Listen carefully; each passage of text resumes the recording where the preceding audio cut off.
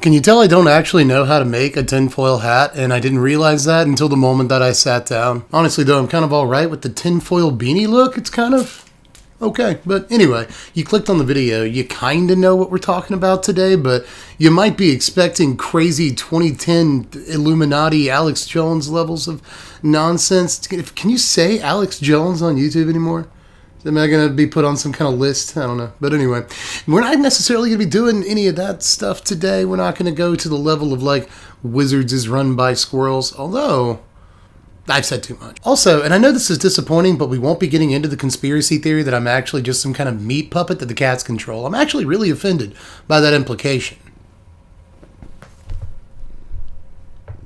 Now, what this video is about, my dear Lord and Master Igby, is 3 of the wildest theories I got kicking around up in the old brain house. And just to let you know, one last little consideration is that this isn't one of those videos where I'm going to be like, I did my own research. As most people that do their own research and then make a YouTube video, or even just like a Facebook post, it turns out they're not doing very good research. We're not doing that today.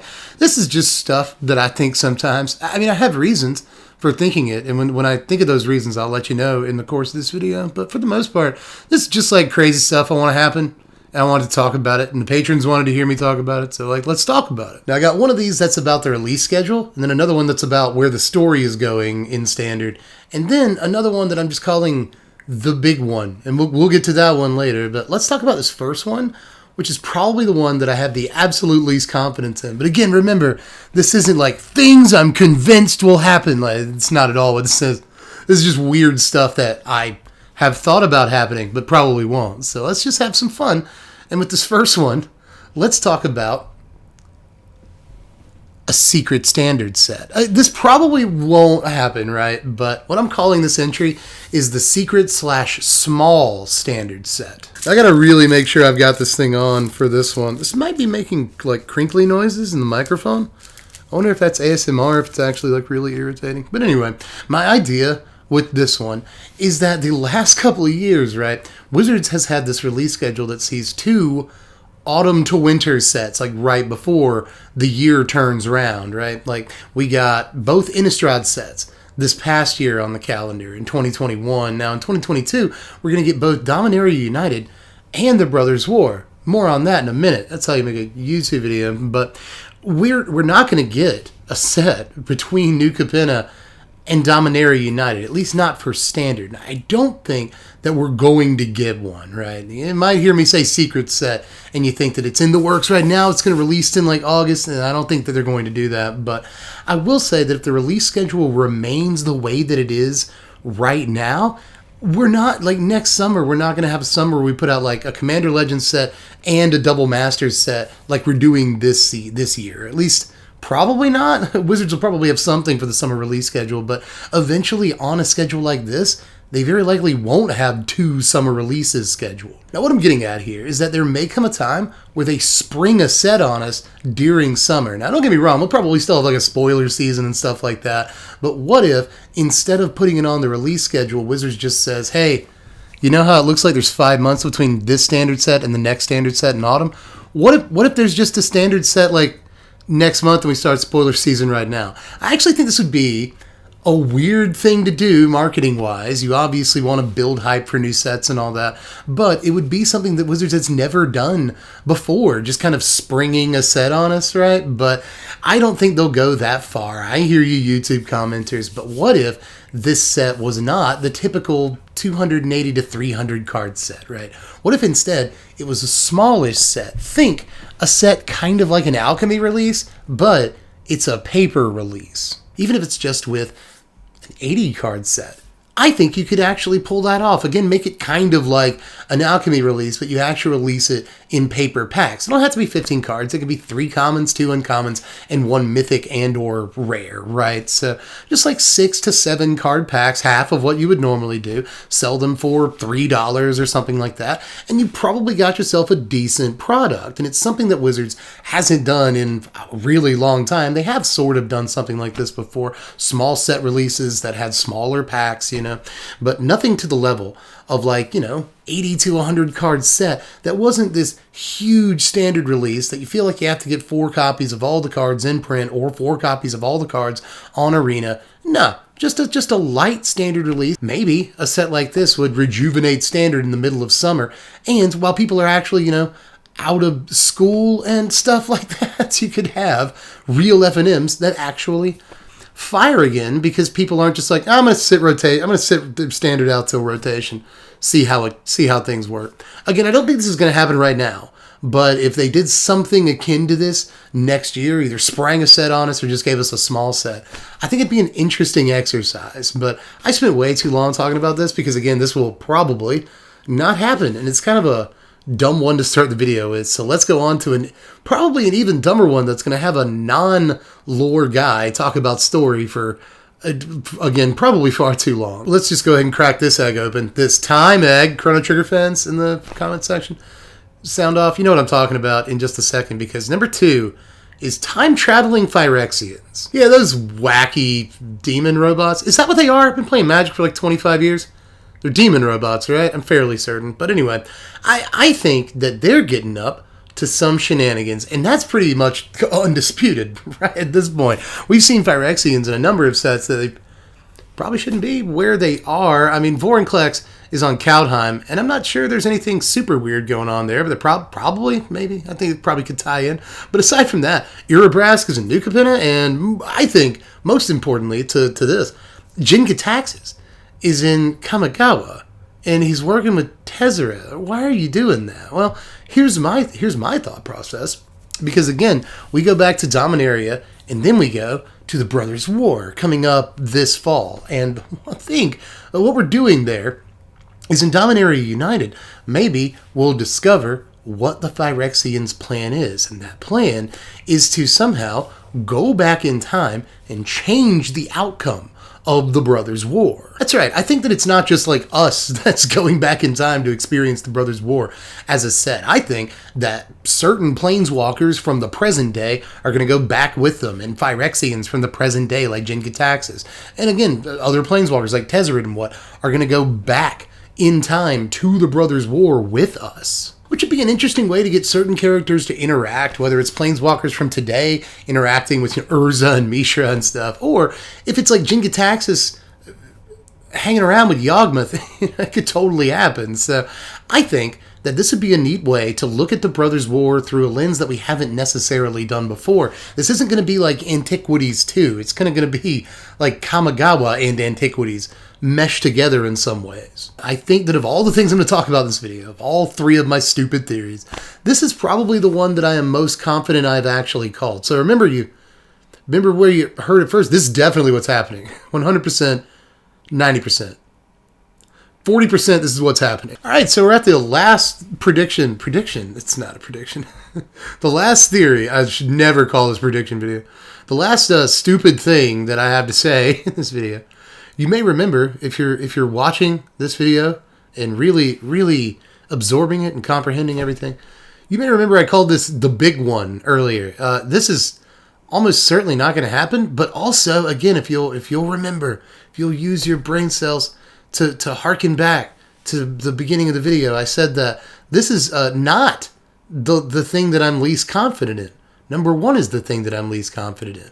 So this is going to be a big one. And it's going to sound nuts. It's going to sound banana pudding to like most people. But number 3 is the abolition of the reserve list. Yes, I've said it. I think that there's really nothing to lose for Wizards when it comes to doing this at this point. And also, this will tie in. You notice that I'm tying almost everything into the release of not only Dominaria, but the Brothers' War. If they were to abolish the reserve list sometime around rotation, which the fall is normally when they make like big announcements when they make them. So it wouldn't surprise me. But if they were to abolish the reserve list sometime around rotation, that would give them not just Dominaria, but the Brothers War to reprint some things that are on the reserve list. And wouldn't those be great sets to do that, in which to do that? So as not to end a sentence with a preposition. They would. But you know what else abolishing the reserve list would allow Wizards to do? I think that I should symbolically take my hat off, because I really don't think this is that nuts, to be honest. It would allow them to print secret layers with reserve list cards. It would allow them to print secret layers with reserve list cards. Does that sound like something Wizards would not do? Really, search your heart. Even if you've been an investor, a collector for 30 years, and it's the worst thing, you don't think it's ever going to happen, and you remember the agreement. You remember the agreement after Chronicles came out, and you know that they'll never abolish the reserve. Really, though, just set all that aside. In your heart of hearts, reserve list cards and secret layers. Does this seem like something Wizards would not do? And honestly, there's some evidence to suggest that if they did print reserve list cards and secret layers, depending on what they printed, the original version of the card probably wouldn't even go down that much. Again, depending on what... don't get at me that hard. Depending on what they were to reprint off the reserve list. All right. Now, Wizards has been doing, over the last few years, the list, which is certain sets will have cards from a list of reprints that you might get in a draft booster or set booster or whatever. Depends on what you're buying, what set you're buying. But Wizards has been doing this for a couple of years now. And imagine if they could put cards from the reserve list on the list. Would that actually sell some paper packs, which is something they sometimes have a problem with in the last couple of years? So what would that be? Would it help them sell more packs if there were reserve list cards on the list? Just keep asking yourself, would Wizards do or not do these things? And I think you know the answers. Also, Wizards sure does like to do masterpieces, don't they, right? So, what are we going to Dominaria and we're doing the Brothers War? We're not going to do masterpieces, we're going to do Brothers War. Or do Brothers War and not have masterpieces. Can you really think that Wizards can resist the allure of abolishing the reserve list and then putting cards from said reserve list into the masterpieces for a set? You think that, again, this is what's Wizards of the Coast we're talking about. Who's the unrealistic one here? Is all I'm saying, right? I mean, these are things that I guarantee are at least being bandied about the Wizards' offices at this point. Hey, if we abolish that reserve list, we can make a bunch of money. And then another executive's like, well, I really like money. That's a good idea. Money. I do like money. And yes, I've talked about abolishing the reserve list before. It's obvious what side of the fence I'm on at this point. I used to be very centrist here, like, oh no, you should do that. But no, at this point, I think that it's nothing but good for most players of the game if you abolish the reserve list and start to slowly reprint some of the things. And look, they can reprint some of the things on the reserve list that maybe aren't super important. And it doesn't matter if you reprint them. Look, there are cards. There's like cards from Visions on the reserve list for no reason. So you can perhaps reprint some stuff that's on the reserve list, and it's not that big of a deal. You dip your toe, right? You see the water. You see the water temperature, right? And then maybe eventually you get your chest in, and you're reprinting like stuff that kind of matters, and then eventually the water line is going to have to hit your nipples, and it's going to be a shock, but it will get there in a few years. I don't think that the secondary market is completely lost in that case either. I mean, maybe you do a secondary reserve list where you're like, look, guys, we're just not going to reprint the Power 9. Look, we're just not reprinting the Power 9, and maybe 10 other cards. But aside from that, we're just going to reprint whatever we want, and it's actually going to be good for players because cards won't be $1 million that should be more easily accessible to people who want to play Commander or even just casual formats, or maybe you just want to play like 94 Magic. That's a thing. That's something like that. People always in like 97, 98 a format. People want to play that format. It's not accessible. So honestly, I think that the abolition of the reserve list, for reasons I could go on about for at least an hour in a video, and I think other YouTubers have done that. I think the abolition of the reserve list is mostly a very good thing for players, but you have to convince Wizards that they'll make a lot of money if they do it. It's the only way they're going to do it, right? It's capitalism and they're a company, so you just have to tell them, no, actually you make a lot of money if you do that. And I think they're starting to realize on like multiple different axes, they're like, hey, hey, a lot of people on social media say they want to abolish that reserve list, and then another guy's like, what? Can we put the cards in packs? And then the other guy's like, yes, we can if we abolish the reserve list. And the other guy's like, well, money. So I'm pretty sure that even if it doesn't happen like now or in the next couple of months, it's probably going to happen in the next few years as Wizards decides that we like money. So I just really don't know what other reasoning that you need. And again, I could go way deeper, but I'm pretty sure this video is already 20 minutes. And you don't want to hang around. You got other videos to watch. You're on YouTube. Why don't you watch some more of my videos? Stay on my channel. Channel retention is important to YouTube. Just watch the Mana Bases video. I know the beginning is low quality because it's a webcam image that's blown up really big, so it looks like the whole video is going to be like 320p, but it's not. Just check that video out. It's a good video. But anyway, I think that's all I got for this one. Look, I could have gone truly wild for this one. I could have just said the most outrageous garbage, but I actually don't think that I have. Maybe the surprise set.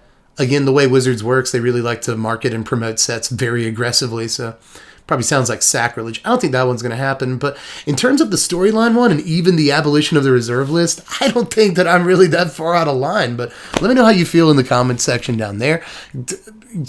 Give me your weird theories, or don't. Give me your weird theories. Go to the comment section. I'm going to regret that, but go to the comment section. Let me know how what you are thinking about my theories and your own, I guess. Don't get too weird down there. But aside from that, just do YouTube stuff. Watch my videos. I've got a lot. I put so much content, you guys, lately. It's all really good, except for the stuff that's not. But there's not too many of that, so check out my videos. Also, check out the Twitch channel where you'll see me play Magic the Gathering. Sometimes well, sometimes not. Usually if another YouTuber or Twitch streamer is there to watch me play Magic, I am not good at Magic. Most other times I'm okay. So check me out on the Twitch channel, link in the description, or twitch.tv/SBMTGdev. Or I said earlier that the reason we're doing this video is the patrons voted on it. If you want to help out with that, it's just $1 a month on Patreon. Patreon.com/SBMTG, link in the description. $1 a month, get you access to the voting, get to support the channel, and hopefully it makes you feel good because I need to pay my rent and buy my blood pressure pills and all that stuff. So help me out with that if you possibly can, and do other YouTube things that would benefit me. Thanks for watching, everybody. I appreciate you, and I'll catch you cats later. I'm Deb from The Blaze. Thanks for watching, Wizards. Spread love and be kind. I'm sorting through some heinous haters like a pooper scooper. I'm just trying to take my life like a Koopa Trooper. I'm Double Mario, that mean I'm super. And I'm freaking dangerous like a Chupa Cabre. Got them all day like a Kanye, but I'm way better getting cheddar in Monterey. But Jack, you don't know, man. You got the show, man. You want roast beef? Well, I'm RB.